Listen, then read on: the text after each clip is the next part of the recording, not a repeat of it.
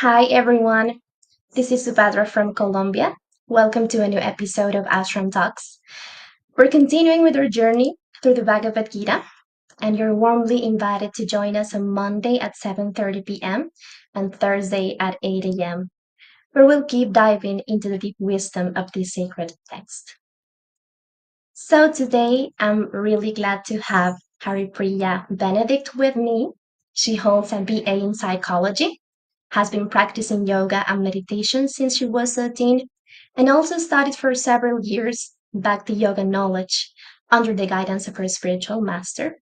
And now she shares this wisdom through yoga, meditation, and of course, the Bhagavad Gita. Welcome once again, Haripriya. Thank you for being here. It's a pleasure to be here. Thank you for having me. And today we have a really special topic, which is true friendship, isn't it? Yes, I look Okay. forward. Will you please take the floor? Thank you.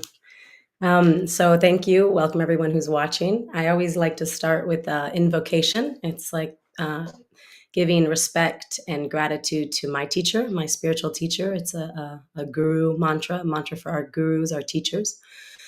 And it means my guru has opened my darkened eyes and filled my heart with transcendental knowledge.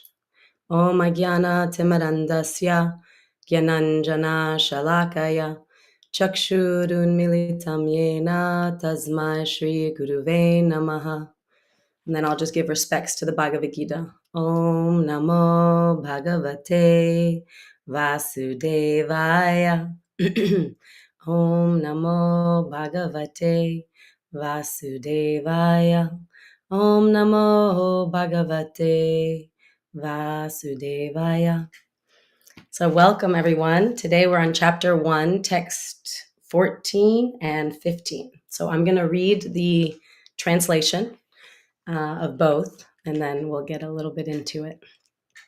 So on the other side, both Lord Krishna and Arjuna, stationed on a great chariot drawn by white horses, sounded their transcendental conch shells. And verse 15, then Lord Krishna blew his conch shell, called Panchajanya. Arjuna blew his, the Devadatta, and Bhima, the ferocious eater and performer of Herculean tasks, blew his terrific conch shell, called Pundram.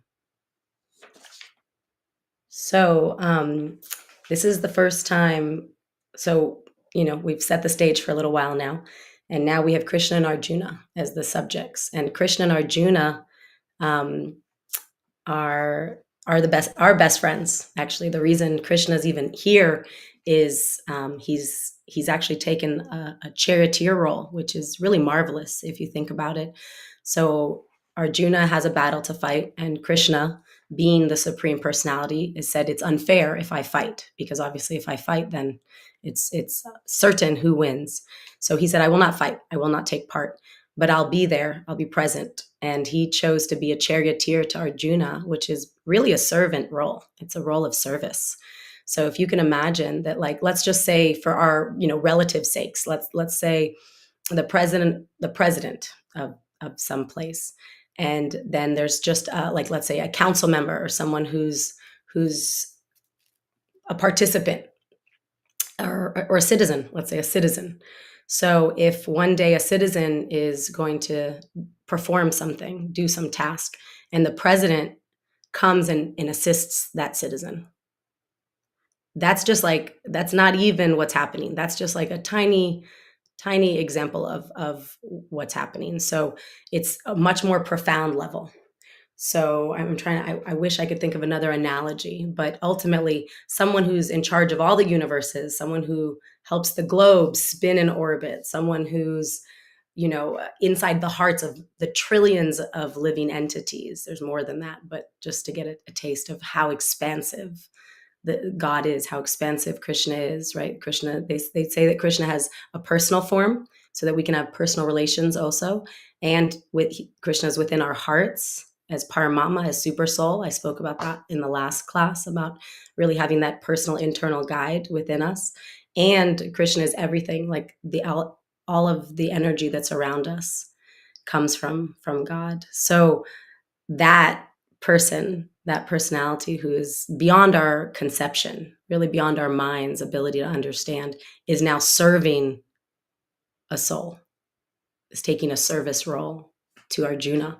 So that's only a friend would do that. Only someone with a lot of love and affection and care um, would take that subservient position when they're actually superior.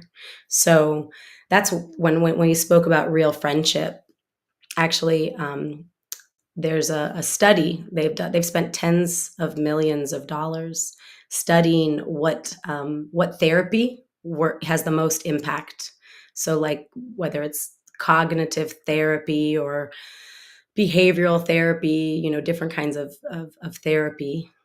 And what they found, actually, after spending amazing amounts of money on research and study after study, is that actually it doesn't matter what therapy, that it wasn't that one particular type of therapy was more effective than another. And that might be disappointing to some people who are in that field. But really what was marvelous is what they found that had the most impact was something called WEG, WEG. So what does WEG stand for? Well, WEG is what true friendship is all about. So WEG, W stands for warmth. So warmth is not just accepting someone, but it's welcoming, it's loving, it's warmth. Like when you think of warmth, what do you think of? So it's like it's comforting, it's a shelter, it's inviting. So warmth was one of the qualities that if there was warmth, and there was E for empathy, and G was genuineness. So if there was warmth, empathy, and genuineness, then to that degree, healing could happen. And empathy. So empathy is not only it's pausing our world and allowing ourselves to be in the world of another. So to really have empathy for another, it's different than sympathy. Empathy is putting ourselves in their shoes and understanding them, being in their world, honoring their experience, not trying to change their experience, but accepting their experience and being with them in that experience is empathy. And genuineness is, some people would just say, oh, it's just being real. But it's also not hiding behind roles. So this is really interesting because when we say genuineness, like, for example, maybe there's a teacher and a student, or maybe there's a mother and a child, or a husband and a wife, or a boss and an employee, right? These are roles that we play, and there might be roles, but not hiding behind those roles. So genuineness is like soul to soul. Here we are talking soul to soul. We're putting our roles aside. They're not impacting the way in which we interact there. It's the two of us being honest and real and genuine with each other. And in this situation, Krishna gave warmth, empathy, and genuineness to Arjuna. And he also suspended roles completely. So not only did he not let roles get in the way of that deep connection, he suspended the role and paused it and was fully in service to Arjuna, even though he was far superior. And so to me, that's like, it gives a little indication of what is God actually like. There's many beliefs about like God being angry or vengeful, or you better follow the rules or you'll be punished. And it's like, that doesn't actually fit. The divine is full of love, acceptance, empathy. One thing that Srila Prabhupada, who's A.C. Bhaktivedanta Swami, who translated the Bhagavad Gita as it is, he used to say that the closest thing to spiritual love is the love between a parent and a child, a mother and a child specifically. And the mother and the child, like, I'm a mother, I have a 7-year-old son, and I would do anything for this child, right? Excuse me. So if you haven't experienced being a mother, I still remember hearing this quote before I was a mother. You've had a mother. Everyone's had a mother. So, and maybe it wasn't a perfect relationship, so maybe this example doesn't sit well with you, but you can imagine a loving mother maybe that you've witnessed in life, that you've seen. So the love a mother has for a child is, even when they're disciplining them, it's always because they want the best for that child. And so if real love, and if God is our real parent, if we've come from God, if God's our source, then that love is something we can't fathom, actually, because we have so many layers. We have layers of conditioning, layers of maybe based on certain experiences, we have some fear that maybe holds us back or guards us. But if somebody is fully at ease with themselves, fully accepting themselves, that's one of the qualities of Krishna, right? So Krishna has 6 qualities: beauty, fame, power, wealth, wisdom, and self-satisfaction. These are things that attract all of us on the planet. Almost every desire that you have, you can kind of peel it back and see one of these 6 qualities. And so we're attracted to these things. It's natural to be attracted to these 6 qualities. And the word Krishna actually means the personality who possesses all 6 of these qualities to the unlimited degree. So the literal translation of Krishna is the all attractive, right? No matter what we're attracted to, maybe we're attracted to beauty, and well, Krishna's got beauty. Maybe we're attracted to power. Krishna's got power. Or we're attracted to those that are self-satisfied. You ever met someone who just feels like they're fully comfortable with themselves, they fully accept themselves, they're at ease. So Krishna has those qualities. And someone who has all of that, then when they see their child, right? We are God's children. When they see their child like making a mistake or even doing something that's not nice, there's so much love that pours out, right? There's so much care and affection and shelter. And so real friendship is that friendship that we have with the divine. And we may not, as I mentioned last time, we may have had let that conversation between us and our internal guide, the Lord within our hearts, or the Lord outside of us, that conversation that we may have let it slip for a long time. And maybe it's not a very clear line of communication, or maybe it's not active at all. And at the same time, that is the crux of our relationship, is this love, this acceptance. And if we really understand that, then we'll want to tap into that relationship. We'll want to open the communication line up and seek shelter there. So Arjuna did. Arjuna sought shelter in Krishna, and he asked Krishna to be on his side, even though he knew he wasn't fighting.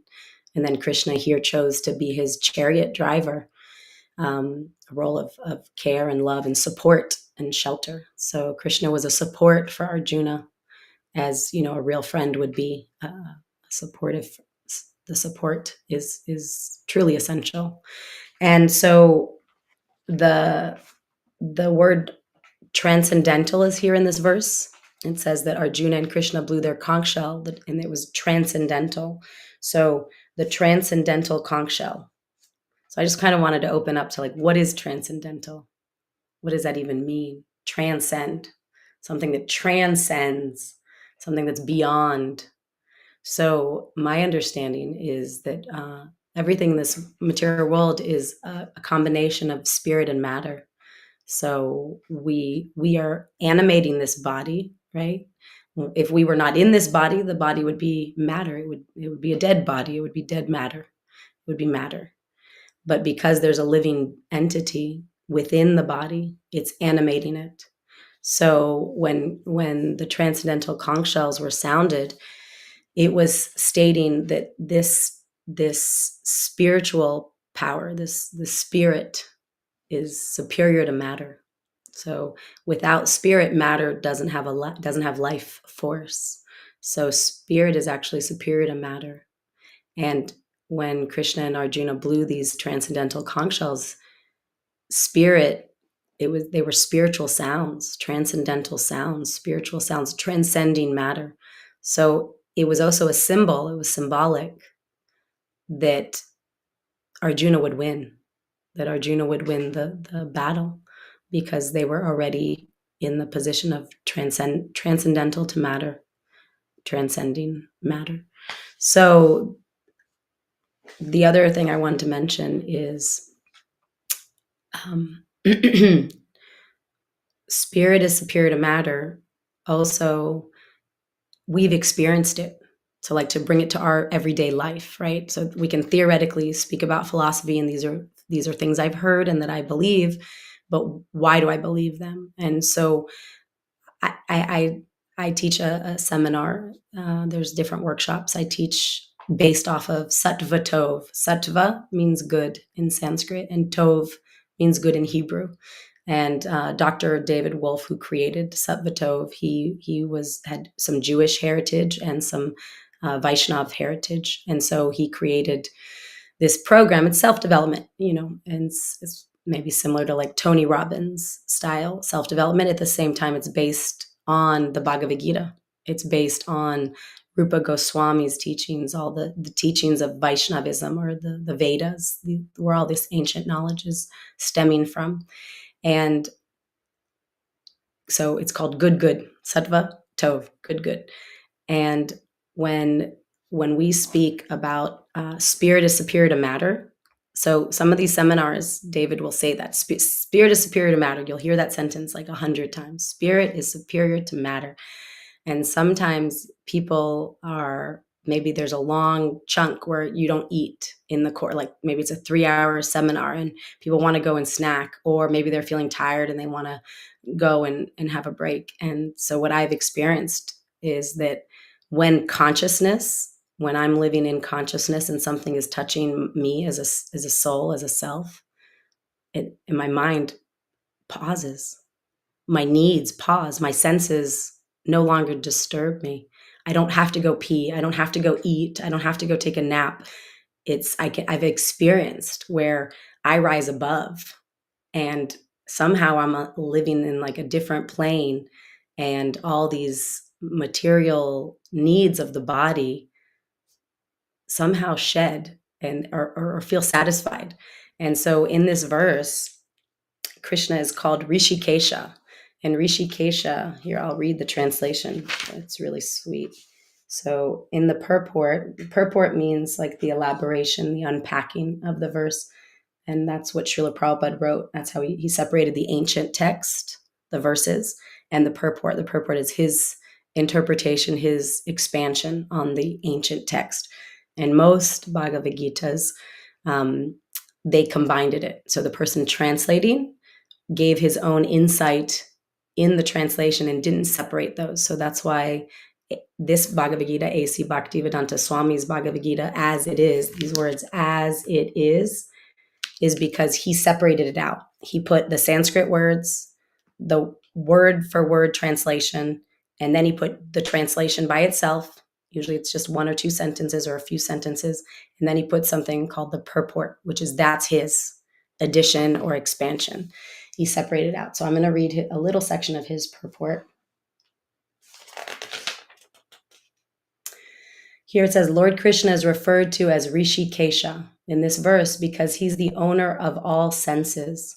The living entities are part and parcel of him, and therefore the senses of the living entities are also part and parcel of his senses.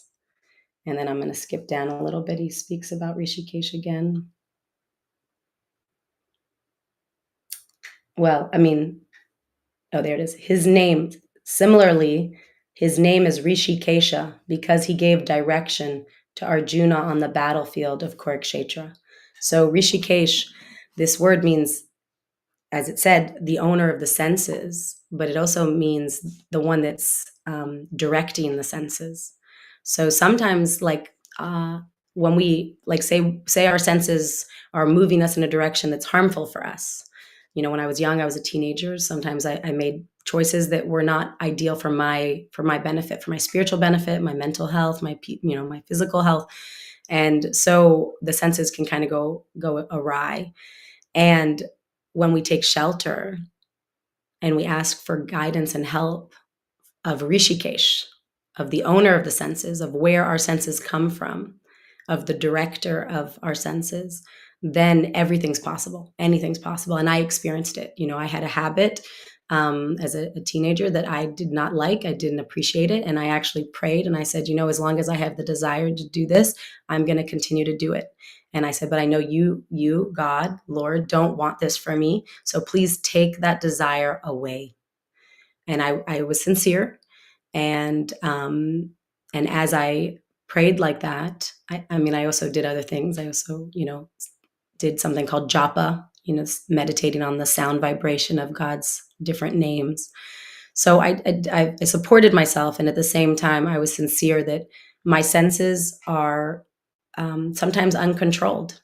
And I think all of us have experienced that, where maybe we're drinking coffee and we don't really want to, or some people, maybe we're smoking cigarettes and we don't want to, or we're drinking alcohol and we don't want to, or we're eating too much food and we don't want to, or we're staying up very late at night, right? And sometimes there's like it grinds at us, something inside doesn't want it, but our senses are doing it and they're driving us.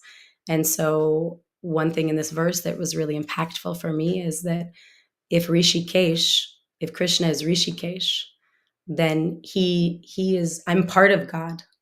So my senses are part of God. So I can put God in charge of my senses. I can ask for God to help direct me. I can ask for God to help direct my desires. So it happened for me. It was very real, and I wanted to offer that as an option. Sometimes we'll just be hard on ourselves, like, oh, I wish I did this. Why don't I do this?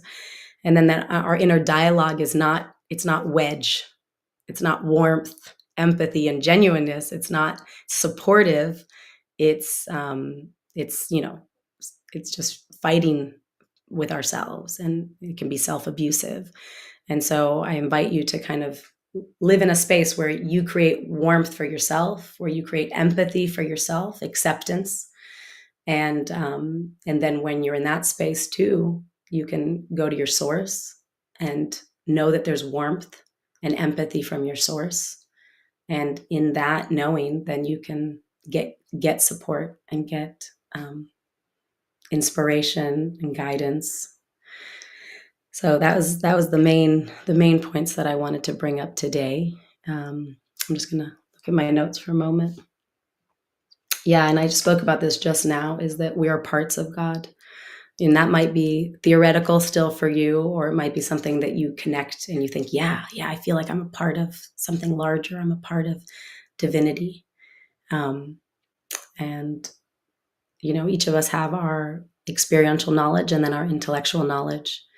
And again, I want to share that when there's something you want to have realized, you can ask for that, because on planet Earth, we have so many desires and we move towards so many things, and desires for realization or desires for more deeply understanding something. I want to bring those to the forefront, because they're something that you can ask for and receive, and it's something that can be life-changing. So yes, I'm very grateful for the opportunity to share a little bit, and I hope it was useful. And real friendship starts with ourselves, being a real friend to ourselves, and then also being a real friend also is knowing what support is there for us, that there is already, with God already is fully supportive of us, and we can actually connect to that and feel that support. We can either meditate on it or bring that to our awareness that I'm supported. And we can ask for support if we don't feel it. We can ask to feel it. So thank you all for taking the time to be with me today and speak about these topics. Thank you, Haripriya. So after all of these insights that you gave us today, what would you say are the key main points regarding today's topic? Like, how can we understand or apply this topic of true friendship into our lives? Well, I think one of the most important things is to really notice what we say to ourselves. Maybe that's because of my psychology background, but it's practical living, because sometimes we think the problem or the struggle is outside of us, but usually it starts inside. Because if we're at peace with ourselves, then things that are happening outside, we're much more capable to accept it, tolerate it, handle it, allow it to be, not take it personal, right? We have all this strength that comes if we're kind to ourselves, if we are real friends, if we're our own real friend, which means the like simple, one exercise I used to say is, if you start to feel a negative emotion, like you start to feel like agitated or angry or a little sad or depressed, or just some emotion that maybe you don't want, some negative emotion, just pause and think, what was the last thought I had? And it might take a few minutes, might take a few seconds, or it might take a few minutes to really remember what that is. But if you start to feel like a little or sadness, and then you pause and you think, what was the last thought? And you could actually just be quiet enough, long enough to have that thought come to you. You'll notice usually that's the key, the way that sentence is impacting your emotions. That sentence is about a belief that you have.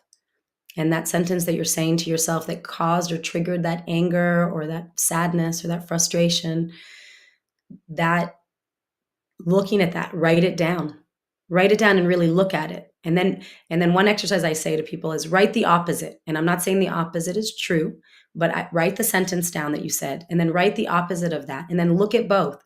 And so maybe sometimes it's something in the middle that's actually true. Like maybe the sentence was like, oh God, I'm such an idiot. Why didn't I arrange for someone to pick up my son? Right? Like just like an everyday life thought. And then I pause and I think, okay, what's the opposite of that? I'm really wise, and I forgot to pick up my son. And then you think like, okay, so what's true here? Oh, I make mistakes. Okay, I make mistakes. Can I accept that I make mistakes?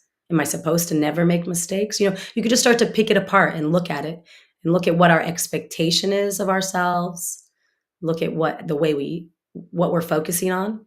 Or, oh, look how much I care. I could even think, oh, look, I'm so caring that I was only like 3 minutes late to pick up my son, right? But I'm caring so deeply. But the care doesn't have to show up as like being mean to myself. Of like, oh, I'm such an idiot, right? You'll hear that. I hear that a lot. Like even I hear it amongst children, like, oh, I'm such an idiot, such and such. Oh, I'm so dumb, such and such. And it's really like, wait, whoa, are you being a friend? If a friend said that to you, would you want to be their friend? If someone else, like say Subhadra, you say to me, oh, Haripriya, you're such an idiot, such and such. I'd be like, wow, she's so rude. I wouldn't want to hang out with you. I wouldn't want to, right? But yet we're speaking to ourselves sometimes like that. And why are we allowing ourselves to hang out with that version of ourselves, right? So that would be my suggestion, is just to really start to notice the way you speak to yourself. And the only way really to notice that is when something negative comes. It's not the only way. The most powerful way is when the negative feeling happens, you usually are very close to what the negative message is. So it's fast. It's like a fast and powerful way to find. Because sometimes I'll be in conversation with someone and they'll say, I'm nice. I don't talk to myself like that. I'm nice. But then sure enough, there'll be something, maybe it's something more high, like they're at work and they're stressed and they're like, okay, I have to do this. I have to do this. I have to do this. Da, da, da, da. And it's like so much pressure, so much tension. And then, they can look at that and like, what's underneath that? Is there fear or trust? Right? Like, do you trust yourself?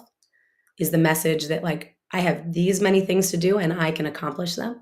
Or is the message, I have these many things to do and I'm totally scared? Because really anxiety means fear. Anxiety became such a common term, like, oh, I'm an anxiety. I'm anxiety.